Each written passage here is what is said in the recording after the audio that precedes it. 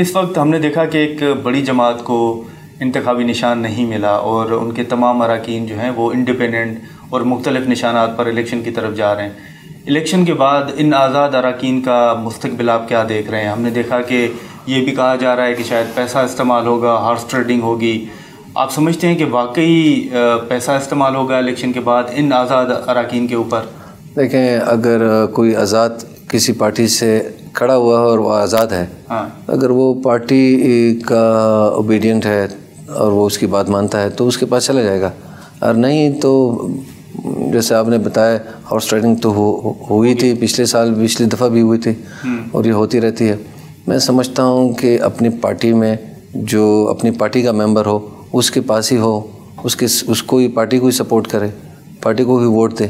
ये एक इज़्ज़त होती है, एक जमहूरी निज़ाम भी है, अमल भी है।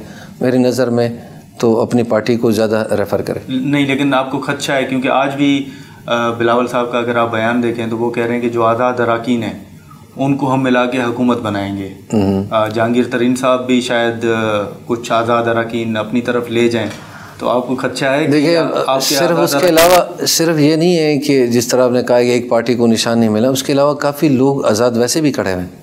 जैसे मेरा ताल्लुक जिस इलाके से है तो मेंबर जो था MPA वो आज़ाद जीता था, ठीक है, तो किसी पार्टी से नहीं जीता था। इस तरह मैं बतौर एज ए डिप्टी चेयरमैन मैं भी आज़ाद आया था, मैं तो किसी पार्टी से सेनेटर बन के नहीं आया था।